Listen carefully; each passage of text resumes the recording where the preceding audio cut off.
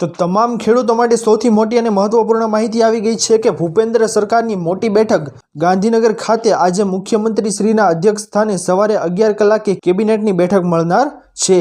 આજે મળનારી બેઠકમાં મગફળીની ટેકાના ભાવે ખરીદી બાબતે સમીક્ષા થશે તેમજ DAP ખાતર ખાતે બાકી રહેલા કૃષિ રાહત પેકેજની સમીક્ષા થશે તેમજ PMJYમાં નવી SOP તથા ખ્યાતિકાંડની તપાસ પર સમીક્ષા થશે તેમજ રાજ્ય સરકારના આગામી આયોજનો અને નીતિગત વિષયો પર સમીક્ષા થશે। ત્યાર પછીની મહત્વપૂર્ણ માહિતી આગળ આવી રહી છે દોસ્તો કે 14 તારીખે ખેડૂત આંદોલન શંભુ બોર્ડર પર અડીંગો જમાવી બેઠેલા ખેડૂતોએ ફરી એકવાર દિલ્હી કૂચનું એલાન કરી દીધું છે। ખેડૂત નેતા સરવનસિંહ પંઢેરે મંગળવારે પ્રેસ કોન્ફરન્સમાં કહ્યું હતું કે હવે અમે 14 ડિસેમ્બરે દિલ્હી તરફ કૂચ કરીશું। અમારા વિરોધને 303 દિવસ પૂરા થયા છે અને ખેડૂતોના આમરણાંત ઉપવાસ પણ 15 દિવસે પહોંચી ગયા છે। અમે હંમેશા વાતચીતનું સ્વાગત કર્યું છે, જોકે સરકાર તરફથી કોઈએ અમારો સંપર્ક પણ કર્યો નથી, તેથી 14 તારીખે ખેડૂતોનું મોટું આંદોલન થવાનું છે। ત્યારબાદની મહત્વપૂર્ણ માહિતી આવી રહી છે દોસ્તો કે ખેડૂતોના કાળજાની વેદના। કેન્દ્ર અને રાજ્ય સરકાર ખેડૂતોની આવક ડબલ કરવાની વાતો કરે છે, પરંતુ કૃષિ પ્રધાન દેશમાં ખેડૂતો દેવાળિયા બની રહ્યા છે। ગુજરાતમાં ખેડૂતોની આવક કરતાં જાવકના પ્રમાણમાં વધારો થયો છે।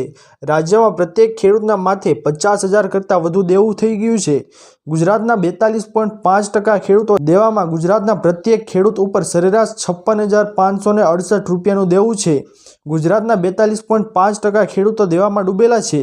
ગુજરાત કરતાં પણ ઓછું દેવું ઉત્તર પ્રદેશના ખેડૂતો ઉપર છે। કેન્દ્ર સરકારના સત્તાવાર આંકડા પ્રમાણે ગુજરાતમાં ખેડૂતોની પાકની આવક માત્ર 4,318 રૂપિયા મળે છે, જ્યારે કુલ આવક 12,631 રૂપિયા નોંધાઈ છે। રાજ્ય સરકાર દાવો કરે છે કે ગુજરાતના ખેડૂતોની આવક બમણી થઈ છે, પરંતુ હકીકત એવી છે કે ખેડૂતોની આવક કરતાં જાવકનો આંકડો મોટો થયો છે। તો ખેડૂત માટે ગુજરાત સરકારે કંઈક વિચાર કરવો જોઈએ। ત્યારબાદની મહત્વપૂર્ણ માહિતી આવી રહી છે દોસ્તો કે આજે નવી યોજના અમલમાં। કેન્દ્ર સરકાર દેશના નાગરિકો માટે અનેક યોજનાઓ ચલાવી રહી છે। આ શ્રેણીમાં મહિલાઓના સશક્તિકરણ માટે એક નવી યોજના લાવવામાં આવી રહી છે। વડાપ્રધાન નરેન્દ્ર મોદીએ સોમવારે 9 ડિસેમ્બરે હરિયાણાની મુલાકાત દરમિયાન બીમા સખી યોજના શરૂ કરશે। આ યોજના દ્વારા સરકારનો પ્રયાસ મહિલાઓને સશક્ત બનાવવા અને નાણાકીય સમાવેશને આગળ વધારવાનો છે। બીમા સખી યોજના દ્વારા 18 થી 70 વર્ષની વયજૂથની મહિલાઓ કે જેઓ 10મું પાસ કરે છે તેમનું સશક્તિકરણ મજબૂત થશે। આ યોજનાની શરૂઆતમાં મહિલાઓને દર મહિને 7,000 રૂપિયા આપવામાં આવશે। ત્યારબાદની મહત્વપૂર્ણ માહિતી આગળ આવી રહી છે દોસ્તો કે KYCના નામે છેતરપિંડી એટલી હદે વધી ગઈ છે દોસ્તો કે સત્ય અને ખોટાનો ભેદ તમે જાણી શકતા નથી।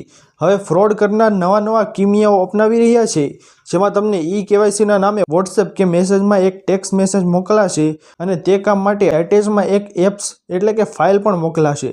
જો આવો મેસેજ તમને મળે તો બેંક તરફથી આ પ્રકારની કોઈ પણ KYC કરવામાં આવતી નથી। જો તમે એપ્લિકેશન ડાઉનલોડ કરશો તો તમારું ખાતું સાવ નીલ એટલે કે ખાતું ખાલી થઈ જશે। કોઈ પણ આ લિંક છે તે ઓપન કરતા નહીં। ત્યારબાદની મહત્વપૂર્ણ માહિતી આગળ આવી રહી છે દોસ્તો કે 50 વર્ષના ઇતિહાસમાં સૌથી ભયંકર મંદી। 50 વર્ષના ઇતિહાસમાં પ્રથમવાર સુરત હીરા ઉદ્યોગમાં ભયંકર મંદી આવી છે। હીરાની કેટલીક નાની ફેક્ટરીઓ બંધ, કેટલાકે પગારમાં 50% કાપ મૂક્યો, ત્યારે 17 લાખ રત્ન કલાકાર સંકટમાં મુકાયા છે। 2 લાખ રત્ન કલાકારોએ નોકરી ગુમાવી હોવાનો અંદાજો છે। 18 મહિનામાં 45 આપઘાત કર્યા હોવાની શક્યતા। કુલ 3,000થી વધુ કર્મીઓને મદદ માટે કોલ કર્યા। આંતરરાષ્ટ્રીય બજારમાં હીરાની માંગના સતત ઘટાડો થઈ રહ્યો છે। પહેલીવાર ગુજરાતમાં હીરાની નિકાસની 36.11% તો આયાતની 20.11% ગતિ નોંધાઈ છે। તો દોસ્તો આ હતી આજની સૌથી મોટી અને મહત્વપૂર્ણ ખેડૂતો વિશેની માહિતીઓ। આશા કરું છું દોસ્તો કે આપને આ મહત્વપૂર્ણ માહિતી પસંદ આવી હશે। જો પસંદ આવી હોય તો વિડીયોને લાઇક કરવાનું ભૂલતા નહીં। ચેનલ પર નવા આવ્યા હો તો અમારી ચેનલ ખેડૂત ઓનલાઈન પોઈન્ટને સબસ્ક્રાઇબ કરી અને બાજુમાં આપેલા બેલ આઇકનને પણ પ્રેસ કરી દેજો, જેના લીધે આવી જ મહત્વપૂર્ણ માહિતી આપને આ ચેનલના માધ્યમથી મળતી રહે। તો દોસ્તો મળીએ હવે પછીના વિડીયોમાં, ત્યાર સુધી જય હિન્દ અને વંદે માતરમ।